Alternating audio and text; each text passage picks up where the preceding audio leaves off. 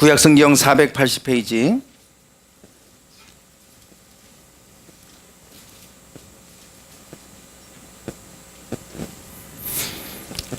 12장 7절부터 9절까지입니다. 12장 7절부터 9절까지 우리 함께 한 목소리로 읽겠습니다. 나단이 다윗에게 이르되 당신이 그 사람이라. 이스라엘의 하나님 여호와께서 이와 같이 이르시기를 내가 너를 이스라엘 왕으로 기름 붓기 위하여 너를 사울의 손에서 구원하고 내 주인의 집을 내게 주고 내 주인의 아내들을 내 품에 두고 이스라엘과 유다 족속을 내게 맡겼느니라. 만일 그것이 부족하였을 것 같으면 내가 내게 이것저것을 더 주었으리라. 그러한데 어찌하여 내가 여호와의 말씀을 업신여기고 나 보기에 악을 행하였느냐. 내가 칼로 햇사람 우리아를 치되 암몬 자손의 칼로 죽이고 그의 아내를 빼앗아 내 아내로 삼았도다. 아멘. 요즘 뉴스를 보면 계속해서 두루킹 사건과 관련해서 뉴스들이 계속해서 전해지고 있습니다. 그만큼 지방선거를 또 앞두고 아주 정치권에서는 매우 파괴력이 있는 그러한 사건인 것 같습니다. 뉴스를 통해 들으셔서 좀 잘 아시리라고 생각이 됩니다. 박근혜 전 대통령 그 선거 당시에도 국정원이 조직적으로 개입을 해서 그래서 댓글 조작이 있었다. 계속해서 그런 이제 의문이 있었고 또 조사 가운데 그것이 또 사실로 밝혀져서 참 파문이 있었죠. 그리고 많은 사람들이 분노했었습니다. 어떻게 국가기관이 이런 일을 할 수 있을까 싶을 정도로 우리가 참 충격적인 그러한 일들이 있었죠. 그런데 또 이 문재인 대통령 선거 당시에도 이제 이 두루킹을 통해서 댓글 조작 사건이 있었다. 그래서 아주 파괴력이 아주 만만치가 않습니다. 전에는 국가기관을 동원해서 했다면 이것은 이제 사조직을 동원해서 이제 했다라고 하는 것이죠. 그래서 이 뉴스를 접하면서 그런 생각을 합니다. 그렇게 비판을 하고 국정원 댓글 조작 사건을 그렇게 문제시 삼더니 결국은 똑같은 일을 하는구나. 결국은 다 똑같다. 다 똑같은 사람들이다. 이런 생각들을 우리가 갖게 되죠. 참 많은 사람들이 실망감을 갖게 되고 그리고 이것이 어디까지 이어질지 또 어떤 결과를 낳을지 참 많은 사람들이 주목하고 있고 그래서 더더욱 언론에서 이 부분을 계속해서 뉴스로 전해주고 있는 것 같습니다. 자꾸만 뭔가 새로운 소식들이 나오고 자꾸만 커지니까 결국 청와대에서도 어제 뉴스 보니까 특검을 수용하겠다 뭐 이렇게 발표한 것으로 알고 있는데 아주 이제 큰 이제 불씨가 돼서 이것이 어느 정도까지 좀 진행될지 많은 사람들이 관심의 대상이 되고 있죠. 저는 이 소식을 접하면서 그런 생각을 해봅니다. 왜 박근혜 대통령이 탄핵당하고 그리고 이제 완전히 보수가 그렇게 뭐 거의 괴멸되다시피 할 정도로 그런 상황에서 안 봐도 뻔히 당선될 게 분명한데 왜 이런 일을 했을까? 이것이 이제 문재인 대통령과 연결성이 어디까지 있는 것인가에 따라서 파괴력이 결정이 되길 텐데 왜 그런 일을 했을까? 그런 생각을 해보게 됩니다. 어떻게 보면 좀 더 안전하게 당선되도록 하기 위해서 그랬을 수도 있고 또 어떻게 보면 더 많은 압도적인 지지를 얻어서 국정 동력을 얻으려고 하는 그러한 필요성을 느꼈는지도 모르겠습니다. 그 원인이 어디에 있었는지는 모르겠지만 어쨌든 이런 불법이 자행이 됐고 그래서 이것이 지금 큰 문제가 되고 있습니다. 우리가 살다 보면 뭔가 우리가 부족함을 느낄 때가 있어요. 그 정도로 그 많은 사람들이 촛불 집회를 열고 그리고 대통령의 탄핵을 결국 이끌어내고 그리고 이제 결국은 뭐 문재인 대통령이 거의 당선이 확실시되는 이런 상황에서도 왜 저런 일을 할까? 사람의 욕심은 끝이 없습니다. 사람의 욕심은 끝이 없어요. 좀 더 많은 걸 얻고 싶어하고 더 완벽한 걸 얻고 싶어하고 우리는 절대 만족함이 없어요. 늘 뭔가의 갈증을 느끼죠. 근데 그게 인간입니다. 그게 탐욕이고 그것이 우리의 정욕이기도 합니다. 이것이 두 가지, 뭔가 부족함을 느낄 때 이것은 두 가지의 방향으로 흘러갈 수 있어요. 하나는 긍정적인 방향으로 가게도 이끌어 갑니다. 내가 뭔가 늘 부족하다고 느끼기 때문에 뭔가 더 새로운 것을 향해 우리가 전진하게 만들어 줍니다. 뭔가를 더 성취하도록 노력하게 만들죠. 그럴 때는 긍정적인 에너지원이 되게 합니다. 그런데 반대로 이 부족함을 채우기 위해서 우리는 죄를 범하기도 합니다. 아까 두루킹 사건처럼 그런 불법을 자행하기도 하고 정상적이지 않은 방법으로 나의 부족함을 채우려고 할 때 이것은 우리를 파멸로 이끌어 가기도 합니다. 우리가 부족함을 느낄 때 어떻게 이 상황 속에서 우리가 처신하느냐에 따라서 그것이 우리 인생을 더 긍정적인 방향으로 이끌어 갈 수도 있고 더 부정적인 방향으로 이끌어 갈 수도 있습니다. 누구나 다 우리는 어떤 상황이든 이와 같은 부족함을 느낄 때가 있어요. 뭔가가 갈급해하거나 뭔가가 부족함을 느낄 때 그때 우리가 어떻게 처신할 것인가에 따라서 우리의 인생이 두 갈래 방향으로 결정될 수 있습니다. 그렇기 때문에 우리가 인생의 속에서 뭔가 부족함을 느낄 때 이때는 매우 중요한 시점이죠. 이 시기에 우리가 올바른 방법을 택하면 거기서 더 성공적인 인생을 향해 나아가겠지만 잘못된 방법을 택하는 순간 우리는 결국 파멸에 이를 수 있게 된다라고 하는 사실입니다. 이 부족함을 느낄 때 우리가 어떻게 해야 되느냐, 오늘 본문이 여기에 대해서 말씀해 주고 있습니다. 새벽에 사무엘하 말씀을 나누고 있고 지금 우리가 묵상하는 이 본문 내용이 사무엘하입니다. 사무엘상 사무엘하, 사무엘은 이스라엘의 마지막 사사입니다.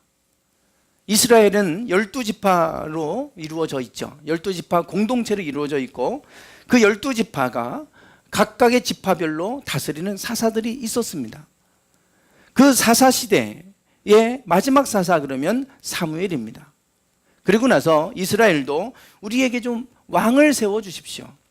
우리에게 왕을 세워달라고 왕을 요청합니다. 왜냐하면 주변의 국가들이 왕을 세우고 강력한 왕권을 가지고 나라를 점점 더 강력하게 만들어가는 이런 시점에서 우리가 12지파로 나눠져 있어서 너무 힘이 없으니 왕을 세우고 그리고 왕이 이 나라를 이끌어가게 하자. 이제 나라를 만들어 보자 라고 하는 이제 그러한 요구를 백성들이 하게 됩니다. 그래서 이스라엘 백성들의 요구를 하나님이 들어주게 되죠. 그래서 사무엘을 통해서 왕을 세우도록 하셨어요. 그래서 세워진 왕, 첫 번째 왕이 사울 왕입니다. 이 사울 왕과 관련된 이야기가 사무엘상의 주된 내용을 담고 있어요. 그리고 다윗이 왕이 되고 나서부터 두 번째 왕 다윗왕, 우리가 잘 아는 다윗 왕이 되고 나서부터 다윗 왕이 40년을 통치하는데 이 40년 여정을 담고 있는 게 사무엘하입니다. 즉 사무엘하를 통해서 우리는 다윗이 왕이 되고 나서 왕의 임기를 마칠 때까지 이야기를 아주 자세하게 소상히 다루어주고 있는 성경이 사무엘하다 이렇게 보시면 되겠어요. 사무엘상은 사울에 관한 얘기고 사무엘하는 다윗에 관한 얘기다 이렇게 기억을 하시면 되겠습니다. 그렇다고 한다면 우리가 이 사무엘하를 통해서 다윗의 어떤 모습을 사무엘하는 우리에게 기록해주고 있는가, 사무엘하를 우리가 좀 주목해 볼 필요가 있어요. 저도 사무엘하를 쭉 그전에도 수없이 읽었고 그리고 또 묵상하면서 이렇게 부분적으로 읽지만 읽으면서 제가 그런 생각이 들었어요. 다윗은 정말로 위대한 왕이고 하나님이 다윗을 볼 때 내 마음에 합한 사람이다, 내 뜻을 다 이루게 하겠다라고 칭찬하셨던 왕이에요. 그리고 다윗의 혈통에서 메시아가 나오게 하셨어요. 지금도 다윗은 이스라엘에게 아주 가장 위대한 왕으로 남아 있습니다. 이스라엘의 국기 그러면 다윗의 별이 그려져 있어요. 그 별을 다윗의 별이라고 불러요. 그 정도로 다윗은 이스라엘에게서 매우 상징적인 인물입니다. 그런 다윗이 그 삶을 지금 왕이 되고 나서 통치한 40년의 여정을 성경에 기록해 주고 있는데 사무엘하 뒷부분을 읽어 갈수록 점점 제 기대와는 다른 내용들이 나오는 거예요. 그래서 제가 1장부터 다시 한번 제목들을 쭉쭉쭉쭉 다시 한번 적어봤어요. 이게 지금 24장으로 구성되어 있습니다. 사무엘하는 24장으로 구성되어 있어요.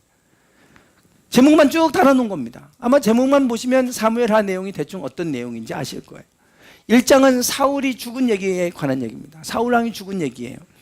2장은 다윗이 유다의 왕이 되고 이스보셋은 사울의 아들입니다. 북이스라엘과 남유다로 이렇게 둘로 나눠져 있었던 상황에 북이스라엘의 왕은 이스보셋이었고 남유다 쪽에서는 다윗이 왕이 됐어요. 이미 그때부터 12지파였지만 나라는 두 세력으로 나눠져 있었던 때입니다. 아브넬은 사울의 충신이에요. 군대 장관. 이 아브넬이 죽습니다. 다윗에게 찾아와서 이 나라를 다윗에게 바치겠다고 하고 찾아왔어요. 그리고 아브넬은 죽임을 당해요. 그리고 이스보셋은 북이스라엘의 사울의 아들입니다. 북이스라엘 왕이 됐지만 그 신하들이 이스보셋을 죽이고 그 나라를 다윗에게 통째로 갖다 바칩니다. 그래서 5장 가면 다윗이 이제 이스라엘 전체 왕이 되는 거예요. 남유다의 왕이었지만 북이스라엘까지도 우리 북이스라엘도 이스라엘도 다스려 주십시오. 그래서 북이스라엘과 남유다 전체를 다스리는 통일 왕국을 비로소 다윗 때 이루게 됩니다. 이 5장이 그래서 다윗이 전체 이스라엘의 왕이고 요 1장부터 5장까지는 다윗이 왕이 되는 과정을 보여주고 있습니다. 그리고 이제 왕이 되고 나서부터 6장에 가면 예루살렘을 정복하고 지금의 예루살렘을 수도로 삼습니다. 그리고 예루살렘의 이 언약궤, 법궤를 이 예루살렘으로 옮겨오면서 그때 하나님 앞에 춤추죠. 자기의 속옷이 드러나는 것도 모를 정도로 기뻐서 춤추는 얘기가 6장에 나옵니다. 그리고 7장에 가면 다윗이 자기는 화려한 왕궁에 거주하고 있는데 하나님의 법궤는 천막 안에 놓여 있는 그것 때문에 마음이 너무 아파합니다. 그래서 내가 성전을 짓고 싶어하는 마음을 나단 선지자에게 이야기하죠. 그때 나단 선지자가 그 마음을 알았고 그때 하나님이 나단 선지자를 통해 그 마음을 품었던 다윗을 축복하는 얘기가 나옵니다. 내가 너의 이름을 아주 유명하게 해주겠다. 그리고 어떤 해도 끼치지 않게 하겠다. 너의 왕국이 견고하게 해주겠다라고 하는 축복의 말씀을 하십니다. 그리고 나서부터 8장, 9장, 10장 여기는 다윗이 계속 주변의 많은 나라들과 싸워서 승리해 가는 이야기입니다. 승전보들이 계속해서 전해지는 이야기들이에요. 6장, 7장, 8장, 9장, 10장 요 10장은 다윗이 왕이 되고 나서부터 하나님을 향해서 가장 먼저 법궤를 옮겨왔고 그리고 성전을 짓고 싶어 했던 다윗, 그래서 하나님이 축복을 받았고 그때부터 다윗은 승승장구하면서 이스라엘을 아주 강력한 나라로 만들어가는 이런 여정을 보여줍니다. 그리고 나서 11장으로 이렇게 넘어갑니다. 11장에 가면 이제 오늘 우리가 12장 얘기를 우리가 본문인데 11장에 가면 다윗이 우리아의 아내 밧세바를 자기 아내로 취하는 간음하는 얘기가 나옵니다. 불법을 자행하는 얘기예요. 오늘 그 얘기를 제가 잠깐 할 겁니다. 그리고 나서 그 사실을 아무도 모르게 완전 범죄한 것처럼 숨겼지만 하나님은 아셨습니다. 그래서 나단 선지자를 통해 책망하셨어요. 오늘 책망하는 내용이 오늘 본문 얘기입니다. 거기에 대해서 책망하시는 거예요. 그리고 나서 어떤 일이 일어나냐면 빨간색으로 다 돼 있죠. 11장부터 20장까지 총 10장이에요. 이게 전반부라면 이게 후반부인데 이제 이후부터 10장 앞으로 10장은 다 좋지 않은 얘기로 가득 차 있습니다. 암논이 첫째 아들이고 압살롬은 셋째 아들입니다. 다윗의 다 배다른 형제예요. 그런데 이 압살롬의 누이 다말이라는 사람이 있었어요. 이게 누난지 여동생인지는 모르겠어요. 그냥 누이라고만 되어 있습니다. 근데 암논이 그 다말을 사랑합니다. 그리고 그 다말을 욕보였어요. 이것을 알게 된 압살롬이 화가 나가지고 암논 첫째 형을 죽입니다. 그것 때문에 압살롬은 아버지를 피해 도망가죠. 그때 다윗이 가장 아꼈던 군대 장관 요압 장군이 이 다윗의 마음을 설득해서 압살롬을 다시금 돌아오도록 그렇게 합니다. 그래서 압살롬이 돌아와요. 예루살렘으로 돌아옵니다. 아버지가 돌아오도록 허락해 주시죠. 용서했어요. 그런데도 여전히 뭔가 불편해요. 다윗과 압살롬 관계가. 다윗이 아꼈던 첫째 아들 암논을 죽였으니까. 결국 압살롬은 다윗을 반역하고 그 나라를 뺏어버립니다. 아버지 다윗은 압살롬의 반역에 의해서 예루살렘 성을 버리고 도주해요. 간신히 목숨만 건질 정도로 그렇게 도주합니다. 몇몇 신하들이 다윗을 따라서 아주 광야 같은 곳으로 도주하죠. 그러고 나서 17장에 가면 다윗이 이제 압살롬과 싸울 때 역공을 취하고 결국 압살롬을 죽이게 됩니다. 그래서 압살롬이 죽어요. 그리고 다윗이 이제 예루살렘으로 돌아오는 얘기입니다. 여기까지가. 그리고 20장에 가면 세바라고 하는 이 신하가 반역을 해요. 그래서 또 반란이 일어난 이야기입니다. 이게 다윗의 40년 얘기를 하는데 이게 전부입니다. 나머지 21장부터 24장까지는 에필로그라고 이렇게 우리가 제목을 붙여요. 부록입니다. 부록. 다윗의 용사들의 이름이 쭉 나오고 다윗의 감사시, 왕이 되고 나서 하나님 앞에 감사하는 감사시가 붙어 있고 다윗의 유언이 붙어 있고 다윗의 인구조사 얘기가 나와 있어요. 요거는 그냥 에필로그, 부록처럼 이렇게 뒷부분에 붙어 있는 내용들입니다. 참 저는 이 뒷부분을 쭉 읽으면서 어떻게 보면 좀 충격을 받은 거예요. 이렇게 위대한 왕 다윗이 40년을 통치하고 왕이 됐는데 승승장구한 것이 요 5장에 걸쳐서 이렇게 뭐 잠깐 3장이죠. 요 3장에 걸쳐서 나오고 나머지 뒷부분에 가니까 요 다윗이 우리아의 아내 밧세바를 취한 이 사건 이후로 계속해서 그 집안에 칼날이 끊어지지 않고 그것 때문에 도주하고 너무나도 이 다윗이 고통의 시간들을 보내는 이런 장면들이 나오더라 이거예요. 이 바로 요 사건이 앞으로 다윗의 삶을 얘기할 때 이렇게 고통의 시간들로 몰아가는 그런 절대 아주 중요한 사건이 되고 말아요. 오늘 이 사건, 다윗도 지금 이 한 사건 때문에 뭔가 우리가 부족함을 느낄 때 그때 어떻게 처신하느냐에 따라서 인생이 이렇게 좋지 않은 방향으로 흘러가는 모습들을 보게 됩니다. 그래서 오늘 그 얘기를 좀 할 겁니다. 아까 그 밧세바를 취하는 얘기를 좀 했는데 사무엘하 23장에 가면 다윗의 용사들의 목록이 쭉 나옵니다. 다윗의 용사들의 이름은 이러하니라 그러면서 쭉 나와요. 37명의 명단이 나와요. 그 중에 맨 마지막에 나오는 39절에 맨 마지막 사람이 햇사람 우리아가 나옵니다. 우리아의 아내 밧세바를 다윗이 취했죠. 이 우리아는 다윗의 용사들 37명 장수 가운데 한 사람이에요. 충신입니다. 그 나라를 세운 공신 가운데 한 명인 거예요. 다윗의 37명의 용사들 가운데 한 명입니다. 암몬 족속과 전쟁을 하는데 그때 다윗이 예루살렘 성위를 다 지금 전쟁터에 나가 싸우고 있는 거예요. 다윗이 성위를 거닐고 있다가 마침 밤중에 목욕하는 한 여인을 발견하게 됩니다. 너무 아름다움에 빠졌어요. 그래서 그 여인을 누구냐? 이렇게 물었더니 우리아의 아내입니다. 자기가 아꼈던 충신 가운데 한 사람이에요. 우리아의 아내입니다. 밧세바라고 하는 여인입니다. 데려와라. 그리고 자기가 취해버립니다. 임신을 하게 되죠. 그 임신한 것을 숨기기 위해서 우리아를 결국 죽이게 돼요. 전쟁터의 맨 앞에 보내서 싸우게 하고 그 다른 군사들은 뒤로 물러나게 해서 결국은 우리아는 암몬 족속에 의해서 죽임을 당하게 했습니다. 그리고 그 밧세바를 자기 아내로 삼았어요. 그 밧세바로부터 나온 아들이 솔로몬입니다. 물론 그때 생겨난 아들은 아니고요. 후에 아내로 삼고 후에 거기서 밧세바를 통해 많은 자녀들이 생기는데 그 중에 7번째 아들이 솔로몬입니다. 그게 이제 다음 왕위를 잇게 되는 그거예요. 그래서 이제 이 얘기를 자세히 다루고 있는데 문제는 그 밧세바를 너무나 부정한 방법으로 취했다라고 하는 겁니다. 이것을 그가 숨기기 위해서 그 밧세바의 남편 우리아를 죽여버렸고 그리고 이것을 덮어뒀어요. 그런데 하나님이 아셨고 나단 선지자를 통해서 이것을 지목하셨어요. 그때 하나님이 이렇게 말씀하시죠. 7절과 8절에서 하나님이 나단 선지자를 통해서 다윗에게 지금 하신 말씀이에요. 한번 같이 읽어보겠습니다. 시작.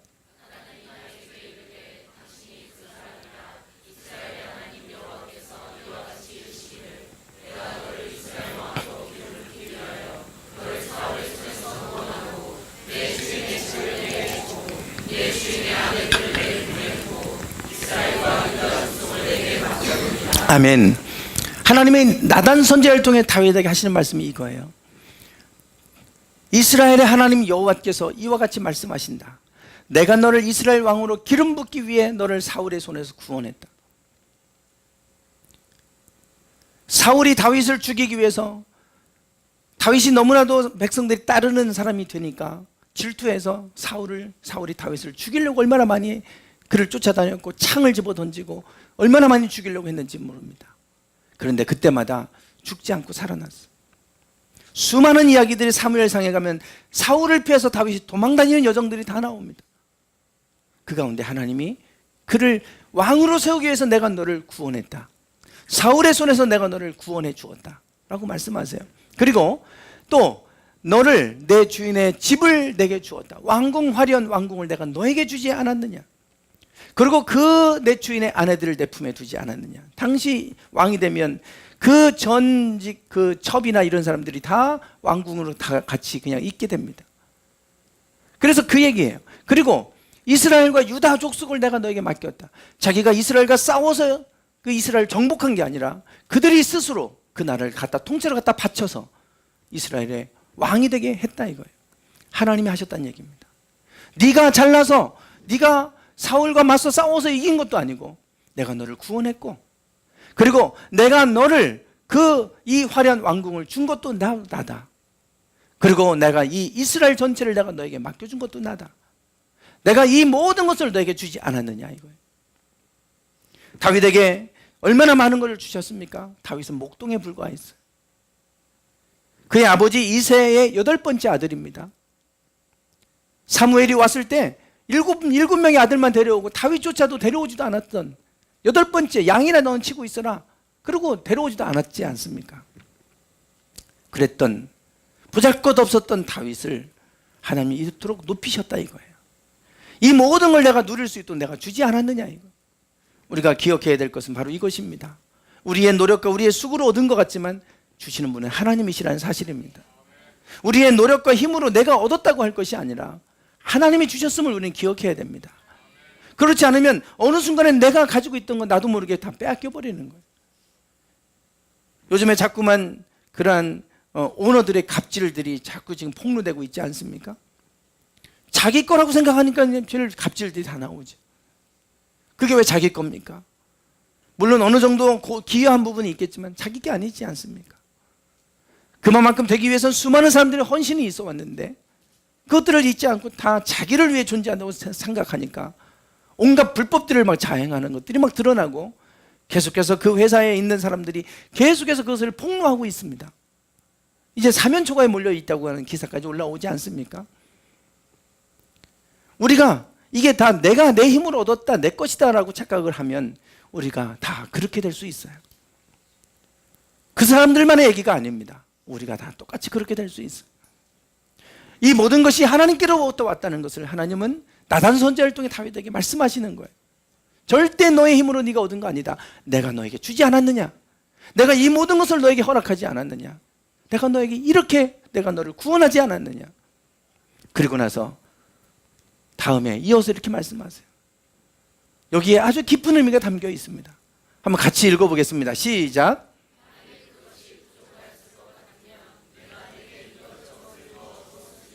아멘.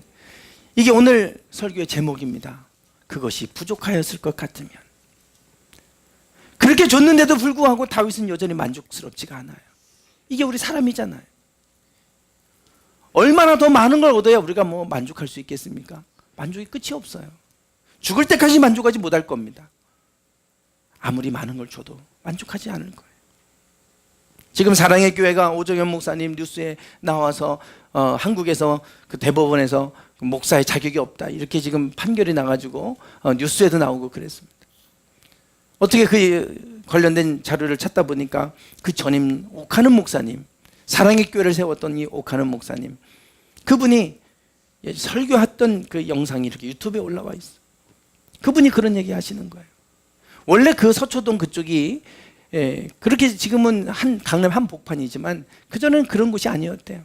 가난하고 소외된 사람들이 사는 그런 곳이었대요. 그분이 처음 목회할 때 그곳에서 그들을 섬기며 내가 목회를 해야 되겠다. 그러고 시작하셨다 이거예요. 사랑의 교회가. 그리고 나는 사람들을 어떻게 하면 예수 그리스도의 제자로 세워갈 것인가, 어떻게 교회를 키워서 많은 사람들이 모이게 할 것인가에 나는 관심을 갖지 않았고, 어떻게 하면 그리스도인다운 제자들을 세워갈 것인가, 거기에 관심 가졌다. 그런데 자꾸만 사람들이 몰려들기 시작하면서 이렇게 큰 대형 교회가 되는데 나는 기쁘지 않다. 나는 마치 하나님 앞에 죄인 된 것 같다.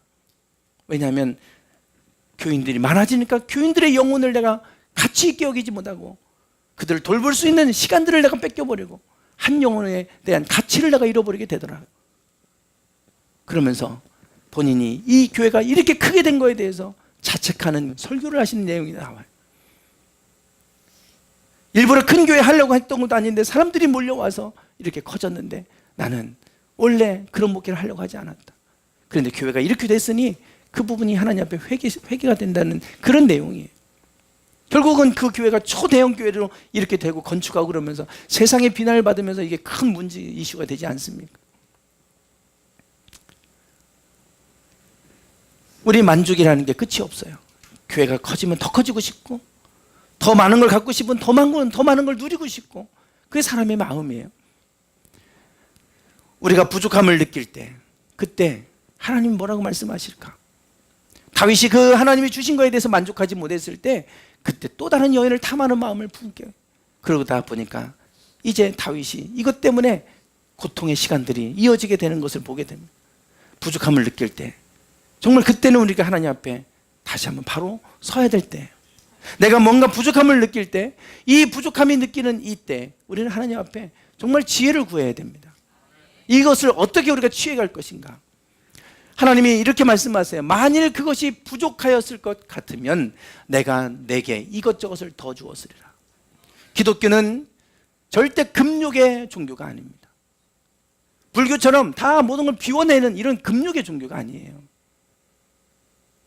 기독교는 하나님이 복을 누리고 그 복을 사람들에게 나누어 흘려보내는 축복의 통로가 되는 그런 종교지, 다 모든 걸 다 쏟아붓고 다 버리고 절제하고 금욕하고 가난하게 살고 그런 종교가 아닙니다. 하나님은 우리에게 부어주시길 원하시고 우리에게 복을 주길 원하신다고 성경에 말씀하고 있어요. 다만 그 복을 혼자 누리지 말라 이거예요. 더 많은 온 백성들이 그 복을 누리도록 그렇게 살으라고, 너로 인해 천하 만민이 복을 얻게 하겠다고 하는, 그렇게 하시지 않습니까? 혼자 취하니까 문제가 되는 거예요. 이 땅에 가난한 사람들 얼마나 많습니까? 그거 나누어 쓰면 그 사람들이 좀 가난함이 좀 이렇게 죽는 사람들이 줄어들 거 아니겠어요? 그렇게 하기를 원하시지, 다 가난해지길 원하는 건 하나님의 뜻이 아니에요. 하나님이 뭐라고 말씀하시냐면, 그것도 부족했다면 이렇게 내가 너에게 많은 걸 주지 않았느냐. 내가 목동이었을 때 보잘것없는 그 상황 속에서도 내가 너에게 이렇게 많은 복을 주었는데 이것도 내가 부족함을 느꼈다고 한다면 이것저것을 내가 더 주었을 것이다 그래요. 하나님 그래도 부족하다면 더 주기를 원하시는 하나님이시라 이거예요. 그런데 왜 너는 어찌하여 부정한 방법으로 나를 업신여기고 말씀을 버리고 너는 그렇게 했느냐, 책망하시는 거예요. 부족함을 느낄 때 하나님 안에서 구하고 하나님의 주신 만큼 누리는 삶이 되길 원합니다. 그것이 우리가 누리는 복된 삶의 모습이에요. 부족함을 느낄 때 다 느낄 때가 있죠. 그때 우리는 하나님 앞에, 하나님 나에게 이것이 부족해요. 그것을 가지고 하나님께 나가면, 그것도 부족하다면 하나님 내가 이것저것을 다 내가 주었을 것인데 너는 왜 부정한 방법으로 그것을 채우기 위해서 이렇게 살았느냐, 이렇게 말씀하시는 거예요. 부족함을 느낄 때 그것을 채우기 위해서, 이거 부정한 방법으로 우리가 채워갈 수 있어요. 그러나 하나님이 부족함을 느꼈을 때 하나님 앞에 그 문제를 가지고 나가면 내가 채워주겠다, 내가 그것을 더 주었을 것이지 않느냐, 이렇게 말씀하세요. 절대 하나님이 내가 이만큼 줬는데 너 왜 더 욕심부리냐, 지금 그렇게 설명하시는 게 아니에요. 하나님 안에서 올바른 방법으로 하나님이 주시는 것, 그것을 구하고 그것을 누리는 삶을 살아야지, 너는 왜 하나님의 뜻 밖에서 그것을 찾으려고 했느냐, 이것을 책망하는 거예요. 우리가 부족함을 느낄 때 우리는 어떻게 해야 되느냐, 어떻게 원하는 것을 얻는가라는 책이 있어요. 2011년도에 출판된 책입니다. 이게 13년 연속으로 와튼스쿨 최고의 인기 강의로 선정된 책입니다. 그 강의예요, 강의. MBA, 세계 최고 MBA에서 가장 비싼 강의라고 그래요. 그게 책으로 출판됐어요. 어떻게 원하는 것을 우리는 얻어가느냐.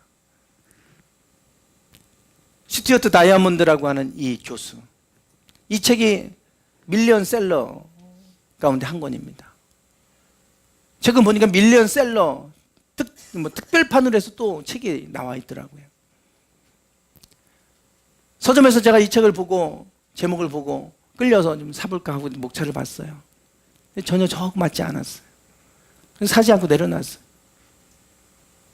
이건 뭐에 관한 거냐면 협상에 관한 얘기입니다. 어떻게 사람들과 협상을 해서 내가 원하는 걸 더 끌어낼 수 있는가에 대한 기술적인 얘기를 담고 있어요. 기업을 하는 사람들이나 협상하는 사람들에게는 아주 탁월한 책이고, 그러니까 MBA에서 최고의 그런 강의가 됐겠죠. 원하는 것을 얻고 싶을 때 물론 협상이라는 것을 통해서 얻을 수도 있어요. 그러나 성경은 우리에게 협상에 대한 얘기를 가르쳐주는 게 아니에요. 우리가 필요함을 느낄 때, 부족함을 느낄 때 어떻게 우리는 그것을 취할 수 있고 얻을 수 있느냐, 성경은 우리에게 그것을 가르쳐줍니다. 어떻게 하라고 그러냐. 예수님께서 우물가의 여인, 사마리아의 땅에 우물가의 여인을 만나서 그 여인에게 물을 달라고 하면서 대화를 하시죠. 그때 예수님께서 그 여인에게 당신은 누구이길래 나에게 물을 달라고 합니까? 그때 예수님이 그 여인에게 하신 말씀이에요. 읽어보겠습니다. 시작.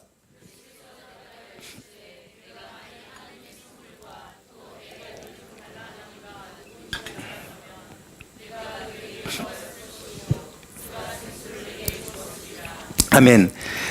만일 하나님의 선물이 내가 뭔지 안다면, 또 물 좀 달라고 하는 이 예수님이 누군 줄 너는 안다면, 그러면 너는 그에게 구했을 것이고 그는 너에게 영원히 목마르지 않는 생수를 너에게 주었으리라. 그걸 주고 싶으셔서 예수님이 그곳을 간 거예요. 그 여인을 만나 주신 거예요. 하나님이 선물, 위로부터 주시는 선물, 세상이 줄 수 없는 선물, 온갖 좋은 선물들 주기를 원하신다는 거예요. 내가 그 선물을 주는 분 하나님이 누군 줄 안다면 너는 어떻게 해야 됩니까? 구하였을 것이요. 우리가 할 거는 구하는 거예요. 하나님은 이것저것 내가 너에게 더 주어지 않았겠느냐? 내가 갈급함을 느낀다면 너는 나에게 기도하고 내게 구하고 그래야지. 왜 너는 부정한 방법으로 나의 뜻을 벗어나서 그런 부정한 방법으로 취했느냐?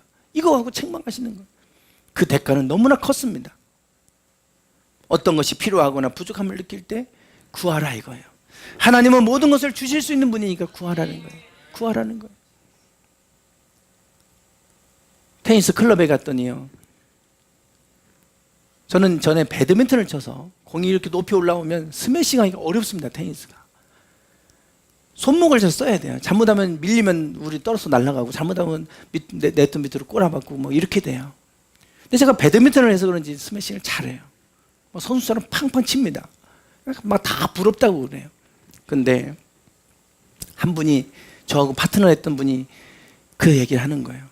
자기는 자꾸 스매싱이 안 된대요. 근데 눈이 시력이 30%밖에 안 남았대요. 시력이 다 죽어서, 신경이 다 죽어서 30% 남았대. 그래서 공이 높이 뜨면 흐리흐리해져갖고 흔들려갖고 잘 타점 맞추기가 어렵대요. 그러면서 그 얘기를 해요. 왜 시력이 그렇게 안 좋아지셨어요? 그랬더니 녹내장인가요? 녹내장? 녹내장이 시력 상실되는 거죠. 예, 녹내장이 왔다는 거예요. 그래서 70%가 다 죽었고 30% 남았대. 근데 그것도 지금 병원에서 약을 먹고 있지만 이걸 고칠 수 있는 거는 고치지는 못하고 다만 시간을 지연시키고 있는 것 뿐이라고. 언젠가는 시력이 다 상실될 거라고. 그래서 제가 그랬죠. 교회 안에서 녹내장인데 다 나으신 분도 있어요. 기도하세요. 교회 안 다니는 분이에요. 제가 기도하니까 그렇게 낫는 기적도 일어난다고 그런 얘기 했어요. 그랬더니 그래요? 그걸로 끝이에요. 이제 깜짝 놀라게. 그러면 교회 한번 와볼까 뭐 이런 생각. 근데 이제 언젠가는 나도 한번 교회 가봐야 되나 이 생각 해볼 수도 있겠죠. 하나님을 모르는 거예요. 하나님은 의학기술로 안 되는 것도 하나님 하실 수 있잖아요.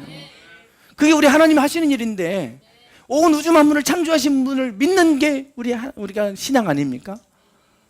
그런데 그 하나님을 안다면, 내가 누군 줄 안다면 너는 그에게 구했을 것이고 그가 생수를 주지 않았겠느냐. 그 하나님이 안다면 너는 구하라는 거예요. 하나님 앞에. 예수님이 저희들에게 기도에 대해 말씀하시죠. 읽어보겠습니다. 시작.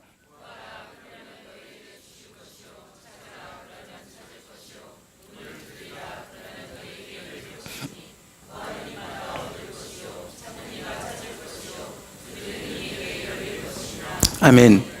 분명히 말씀합니다. 구하라. 그러면 너에게 주실 것이다. 조건문이에요. 조건문. 구하라. 그러면 너에게 주실 것이다. 찾으라. 그러면 찾을 것이다. 문을 두드려라. 그러면 너희에게 열릴 것이다. 조건문이에요. 구하지 않고 하나님 알아서 주시겠지. 믿음이 되게 좋은 것 같지만 믿음이 하나도 없는 겁니다. 하나님은 구할 때 주시는 하나님이세요. 그래서 구하라고 말씀하시는 거예요. 하나님은 주기를 원하시는데 구하는 자에게 주겠다 그러셨어요. 그래서 우리가 부족함을 느낀다면 하나님 앞에 기도하십시오. 그때가 기도할 때 하나님 앞에 기도하고 하나님이 주시는 만큼, 물론 하나님이 구한다고 다 주는 거 아니겠죠. 우리에게 맞지 않으면 주시지 않을 수도 있어요. 안 주는 게 도움이 된다면 하나님 안에서 기도하고, 그러면 하나님께서 주실 가장 좋은 것으로 주실 거예요. 그게 하나님 우리에게 약속하신 바입니다. 기도하란. 야고보서 1장 5절에도 너희 중에 누구든지 지혜가 부족하거든 모든 사람에게 후히 주시고 꾸짖지 아니하시는 하나님께 구하라. 그리하면 주시리라. 분명히 말씀하지 않습니까? 우리가 부족함을 느낄 때 그러면 후히 주시고 꾸짖지 아니하시는 하나님께 구하라는 거예요. 그러면 주신다는 거 아닙니까? 기도해야 된다는 거예요. 기도. 어제 백영기 선교사님을 만났어요. 말레이시아 선교사님이 지금 연회 기간에 맞춰서 들어와 있다가 다음 주에 이제 출국을 해요. 저희 교회 한번 오라고 했더니 일정이 다 잡혔대요. 그래서 못 오겠다고, 미안하다고, 죄송하다고. 그리고 어제 이제 만났습니다. 부천에 부천제일교회라고 홍은파 목사님 목회하는 교회가 있어요. 거기는 철저히 기도 중심의 교회입니다. 기도를 그렇게 많이 강조하는 교회예요. 형이 미국의 UMC에 지금 감사가 돼 있는데 그 연회의 감독이 인도 분이에요.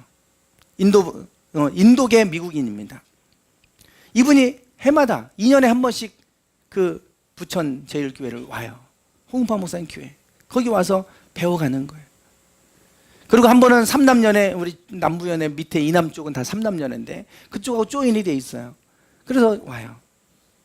형이 이제 감독님 모시고 들어온다고 그래요. 10월 달에. 그래서 이 많은 미국에 있는 교회들, 전 세계에 있는 교회들이 그 교회를 방문합니다. 그러면 그분들의 숙박비나 먹는 거나 모든 거 일정들 다 제공을 해요. 그 교회에서. 그러면서 그 교회가 어떻게 운영되고 있고 어떻게 기도하면서 이 교회가 세워졌는지를 다 보여줍니다. 많은 교회들이 그걸 와서 보고 배워가요. 근데 그 백영기 선교사님이 그 얘기를 하는 거예요. 그분은 지금 중국인들 대상으로 사역하니까요. 화교 중심의 교회들도 탐방해서 보고 간다 이거예요. 그런데 다 한국은 그래도 새벽 기도 하잖아요. 그걸 보고 가서 야, 새벽 기도? 야, 정말 기도에 능력이 있구나. 배워가는데 막상 그 교회에서 그걸 접목해서 해보려니까 안 되는 거예요. 서양 사람들 새벽 기도 안 하는데 뭐 새벽 기도 되겠어요? 근데 이 화교교회에서 이거를 어떻게 접목해볼까 그러다 일주일에 그럼 한 번만 해보자. 일주일에 하루 새벽 기도 한대. 일주일에 하루. 딱 일주일에 하루 새벽 기도 하는데, 그런데 그 교회가 다 어렵다고 그래도 그 교회는 막 성장하고 있다는 거예요. 일주일에 딱 한 번 새벽 기도 하는데. 그러면서 그 얘기를 하는 거예요. 그거 기도. 그냥 다들 기도 없이 그냥 지금 뭐 예배 중심으로 예배만 드리고 가버리니까 그걸로 끝나는데 신앙생활이 그거를 하나님 앞에 기도하는 시간으로 연결시켜서 일주일에 한 번이라도 기도할 수 있도록 했더니 그 교회가 살아나더라 이거예요. 그 얘기를 하는 거예요. 어제 백영기 선교사님. 우리가 부족함을 느끼는 하나님이 뭐 하라고 그러면 기도하라고 우리에게 가르쳐 주셨어요. 그럼 우리에게 주시겠다고 그러시잖아요. 그리하면 주시리라 그랬어요. 예. 네. 지금 여기 말씀 없는데 요한복음 16장 24절입니다. 제가 말씀 읽겠습니다. 지금까지는 너희가 내 이름으로 아무것도 구하지 아니하였으나 구하라. 그리하면 받으리니 너희 기쁨이 충만하리라. 계속해서 성경에서 반복해서 말씀하는 건 부족하다면 구해라. 그리하면 너희가 받을 것이다. 그리하면 줄 것이다. 그리하면 얻을 것이다. 계속 말씀하고 있어요.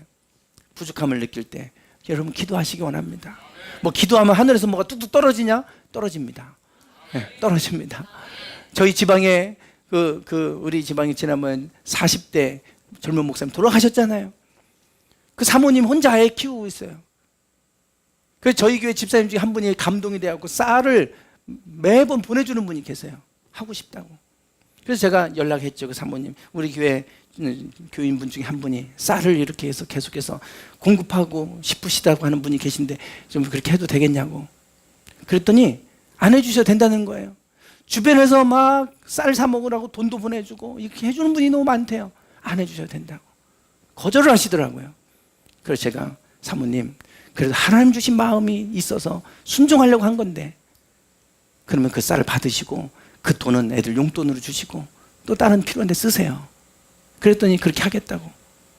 그럼 얼마 전에 찾아왔어요. 너무 감사하다고. 선물을 들고 전해달라고. 좀 감사하다고. 그분이 찾아다니면서 도와달라고 하신 분이 아니에요. 그냥 하나님 앞에 엎드려 기도한 것밖에 없는데요, 주변에 돕는 사람들이 계속해서 나타나는 거예요. 하나님이 하시는 일이죠. 오늘 우리가 하나님은 이런 하나님이신데 내가 너에게 지금까지 이렇게 많은 걸 내가 부어주었고 이것도 부족했다면 내가 이것저것 더 주었으리라. 그런데 너는 왜 이런 방식으로 이걸 취하려고 했느냐? 책망하시잖아요. 오늘 우리가 하나님 안에서 부족함을 느낄 때 하나님 안에서 기도하고 하나님이 주시는 것을 누리며 살아가는 복된 삶이 되기를 축원합니다. 부정한 방법이 아니라 내 생각으로 취하려고 하지 마시고 그럴 때 하나님 앞에 더 엎드려서 기도하고 하나님 지혜를 주세요. 이럴 때 내가 어떻게 하면 좋을까요? 하나님, 나에게 이런 것들이 필요합니다. 하나님, 내가 어떻게 이것을 이루어가기를 원하십니까? 하나님 앞에 도움을 구할 때 하나님께서 우리의 우리의 필요를 채워주시고 공급하시고 인도하시는 하나님이신 줄 믿습니다. 기도하겠습니다.